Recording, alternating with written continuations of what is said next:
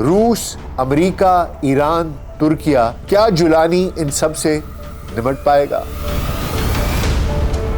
شام کو اس وقت اندرونی طور پر تعمیر نو، مفاہمت اور امن و امان جیسے چیلنجز، جبکہ بیرونی طور پر اسرائیلی جارحیت کا سامنا ہے۔ شامی فوج کے افسر اور اہلکار جان بچانے کے لیے در بدر پھر رہے ہیں۔ شام کے تمام اہم شہر کھنڈر بن چکے ہیں۔ ان حالات میں اسرائیل نے اگر دمشق کی جانب پیش قدمی جاری رکھی تو حیات تحریر الشام اور اس کے اتحادیوں کے لیے دفاع کرنا بہت ہی مشکل ہو سکتا ہے۔ کیا تھی احادیث کی روشنی میں ڈاکٹر اسرار احمد کی پیش گوئی؟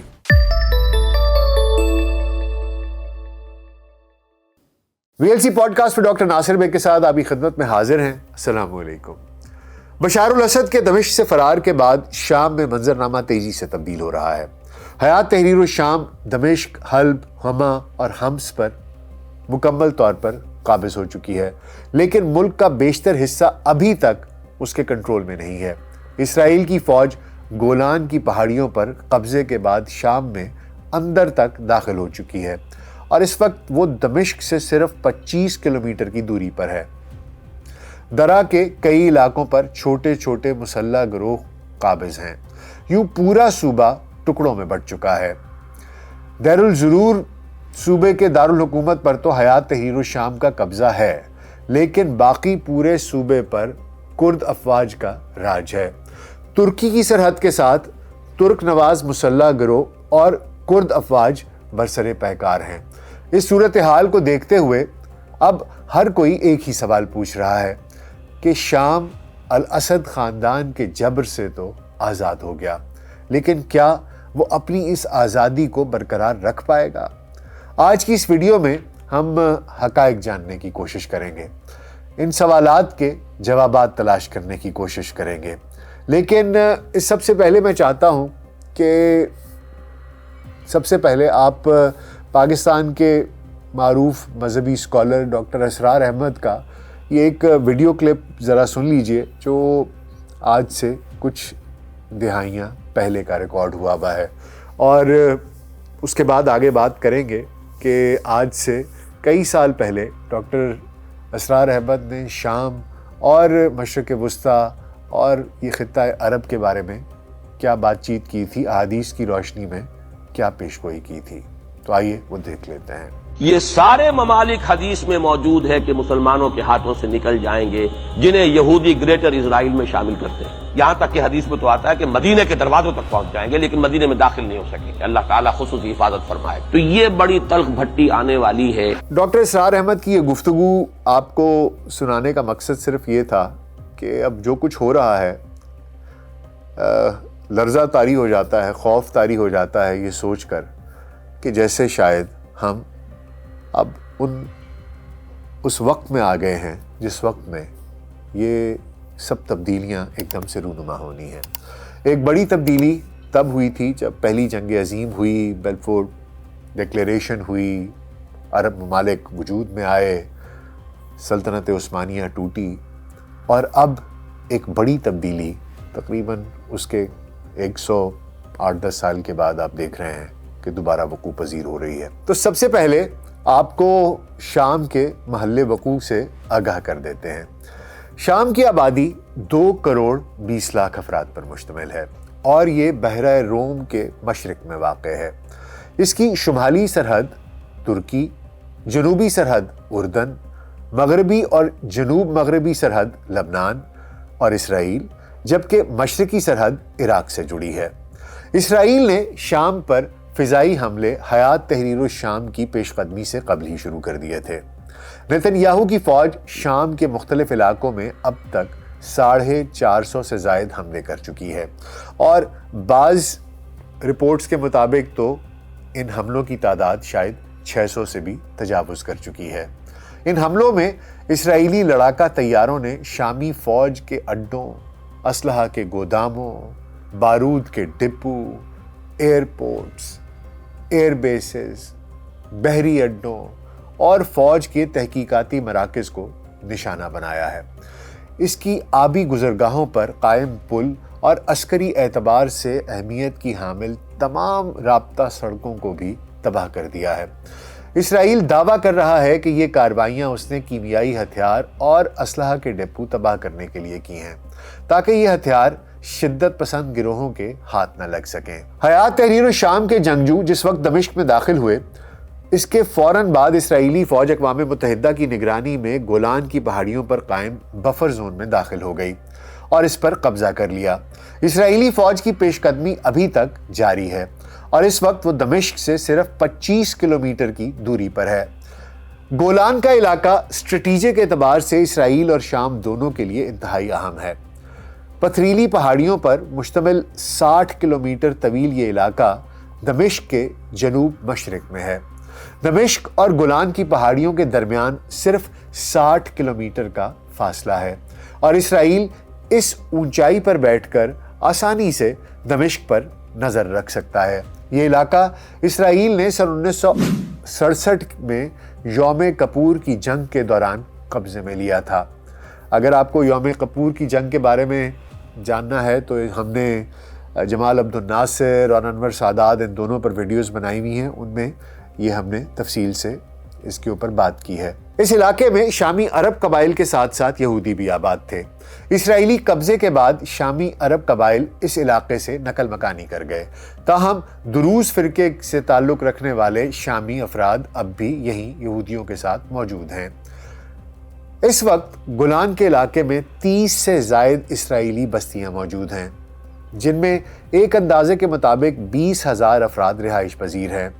اسرائیلیوں نے سن 1967 کے تنازع کے اختتام کے فوراً بعد اس علاقے میں آبادیاں بنانی شروع کر دی تھیں۔ یہ یہودی بستیاں بین الاقوامی قانون کے تحت غیر قانونی تصور کی جاتی ہیں۔ شام کا کہنا ہے کہ یہ سرزمین یعنی گولان کی پہاڑیاں ہمیشہ سے اس کی ملکیت ہیں اور وہ بارہا اس علاقے کو واپس لینے کے عزم کا اظہار کر چکا ہے، جبکہ اسرائیل ناجائز طور پر اس پر اپنا حق جتاتا چلا آ رہا ہے۔ اسرائیل کا کنٹرول برقرار رکھنے کے لیے سن 1974 میں اس علاقے کو بفر زون میں تبدیل کر دیا گیا تھا اور اقوام متحدہ نے نگرانی کے لیے یہاں اپنے اہلکار تعینات کر دیے تھے۔ سن 1981 میں اسرائیل نے نقشے میں اسے اپنا علاقہ ڈکلیئر کر دیا تھا۔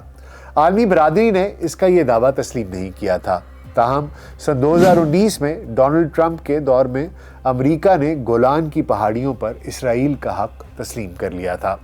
اسرائیل اب دعویٰ کر رہا ہے کہ سن 1974 میں اس نے معاہدہ الاسد رژیم کے ساتھ کیا تھا۔ چونکہ بشار الاسد کا اقتدار ختم ہو چکا ہے، لہٰذا وہ معاہدہ بھی اپنی افادیت کھو چکا ہے۔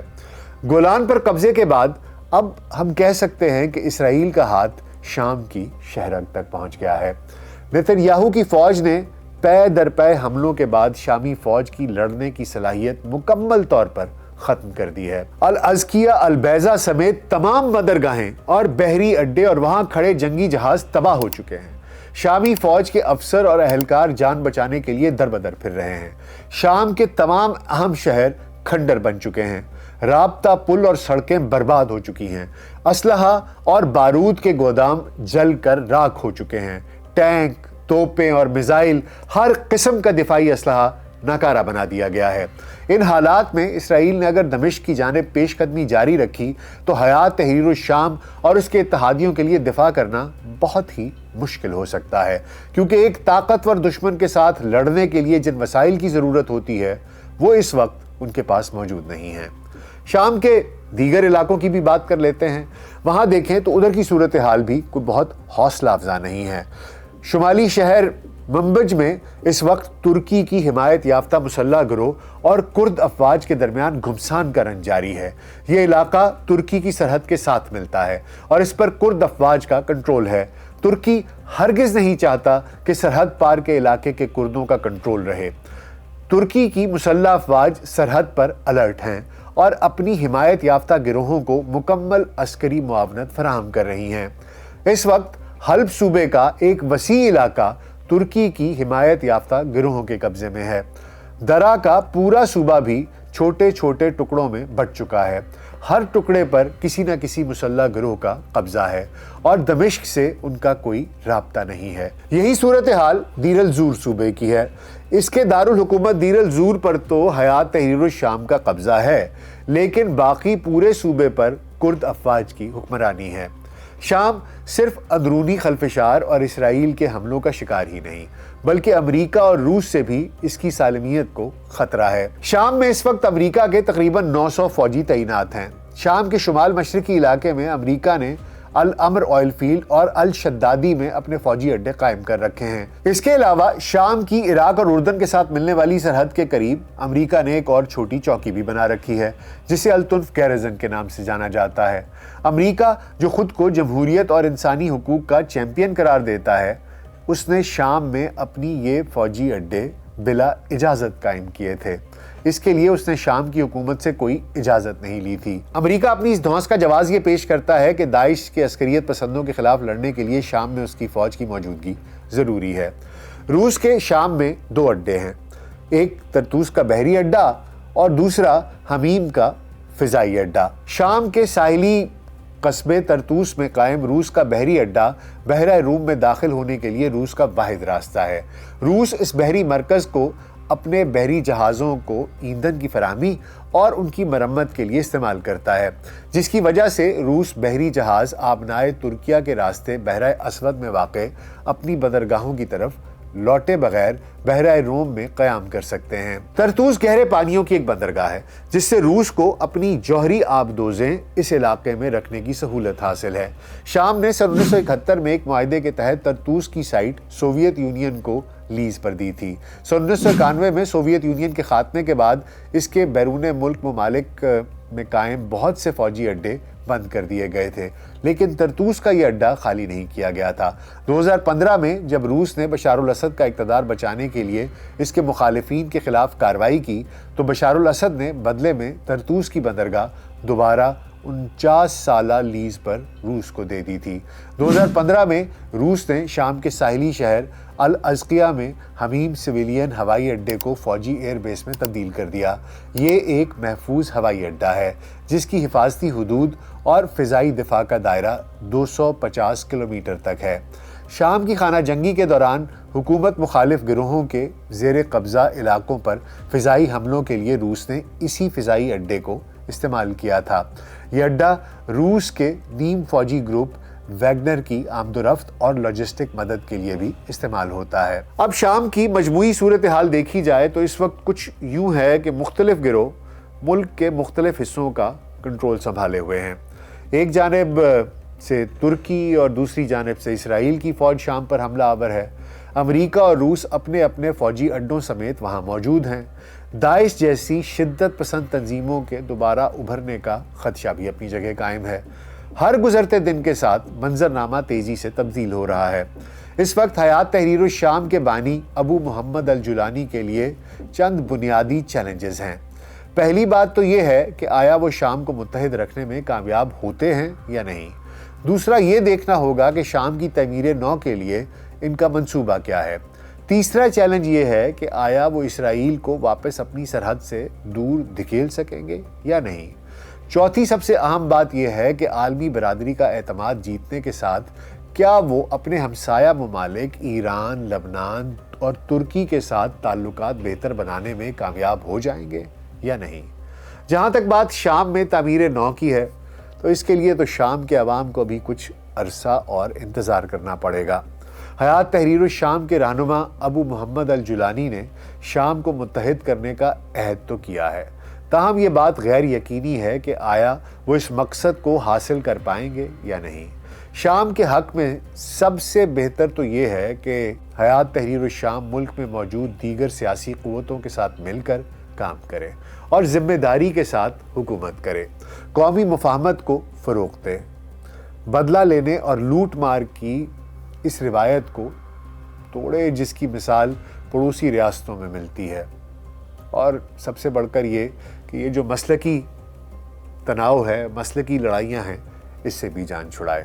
خدا نہ خواستہ اگر ایسا نہ کیا گیا تو پھر شام میں نئے تنازعات جنم لے سکتے ہیں۔ اگرچہ الجولانی نے شام کے مختلف فرقوں کے درمیان اتحاد اور باہمی احترام کی ضرورت پر زور دیا ہے، لیکن یہ بات بھی اہم ہے کہ شام میں موجود متعدد گروہوں کے ایجنڈے ایک دوسرے سے مماثلت نہیں رکھتے۔ دمشق کی تازہ ترین صورتحال کا جائزہ لیا جائے تو پتہ چلتا ہے کہ الاسد رژیم کے خلاف شام کے عوام کا جذبہ انتقام ابھی ٹھنڈا نہیں ہوا۔ لوگوں نے حافظ الاسد کا مقبرہ جلا کر تباہ کر ڈالا۔ حیات تحریر الشام نے اگرچہ علوی فرقے کے عمائدین سے ایک تحریری معاہدہ کر لیا ہے جس میں اس فرقے سے وابستہ افراد کو تحفظ فراہم کرنے کی یقین دہانی کرائی گئی ہے، لیکن اس کے باوجود ملک میں اقلیتیں خوف کا شکار ہیں۔ حیات تحریر الشام نے عام معافی کا اعلان تو کیا ہے، لیکن وہ بشار الاسد کے طاقتور ترین ساتھیوں کو کٹہرے میں لانے کے لیے بھی بضد ہیں۔ بشار الاسد کے قائم کردہ تمام عقوبت خانے بند کر دیے گئے ہیں اور اب قیدیوں پر تشدد اور ان کی ہلاکت کے ذمہ داروں کو سزائیں دی جا رہی ہیں۔ الجولانی نے اپنے ایک بیان میں کہا ہے کہ اس بات کا سوال ہی پیدا نہیں ہوتا کہ ان تمام افراد کو معافی دی جائے جو قیدیوں پر تشدد اور ان کی ہلاکتوں میں ملوث پائے گئے۔ ہم شام میں ان کا تعاقب کریں گے اور دیگر ممالک سے بھی درخواست کریں گے کہ ایسے افراد کو شام کے حوالے کیا جائے تاکہ انصاف ہو سکے۔ حیات تحریر الشام نے بشار الاسد کی بنائی سیکیورٹی فورسز کو تحلیل کرنے کا اعلان بھی کیا ہے، لیکن یہ ابھی تک واضح نہیں ہے کہ وہ اسرائیلی جارحیت کا دفاع کیسے کریں گے۔ وہ ملک کے مختلف حصوں میں برسر پیکار گروپوں اور گروہوں کو ابھی تک ایک پلیٹ فارم پر جمع نہیں کر سکی۔ حیات تحریر الشام کو اس سلسلے میں فوری کردار ادا کرنا چاہیے، کیونکہ اگر یہ تمام گروپ یوں ہی آپس میں برسر پیکار رہے تو ملک کی سالمیت خطرے میں پڑ سکتی ہے، جس کا فائدہ لامحالہ دشمن ہی اٹھائیں گے۔ ترکی، اردن، لبنان اور عراق جیسے ہمسایہ ممالک کے ساتھ شام کے تعلقات اور رابطوں کی نوعیت بھی ابھی تک واضح نہیں ہے۔ حیات تحریر الشام نے عالمی برادری کا اعتماد جیتنے کے لیے بین الاقوامی اداروں کے ساتھ مل کر ممکنہ کیمیائی ہتھیاروں کی سائٹس کی حفاظت کرنے کا اعلان تو کر دیا ہے، لیکن اسرائیل نے الجولانی کے اس اعلان کا خیر مقدم کرنے کی بجائے الٹا انہیں دھمکانا شروع کر دیا ہے۔ اسرائیل کے وزیر اعظم بنجامن نتن یاہو نے حیات تحریر الشام کو خبردار کیا ہے کہ وہ ایران کے ساتھ ہاتھ ملانے سے باز رہیں۔ اگر انہوں نے ایران کو شام میں تنظیم نو کی اجازت دی تو پھر ان کا بھی وہی حشر ہوگا جو اس سے قبل بشار الاسد حکومت کا ہوا۔ اگر اسرائیل کا رویہ یہی رہا تو پھر مشرق وسطیٰ میں امن کا خواب کیسے شرمندہ تعبیر ہوگا۔ جس صورت کے ساتھ وہ دمشق کی جانب بڑھ رہا ہے، اگر عالمی برادری نے اس کے قدم نہ روکے تو بہت جلد وہ شام کی سالمیت کے لیے ایک سنگین خطرہ بن جائے گا۔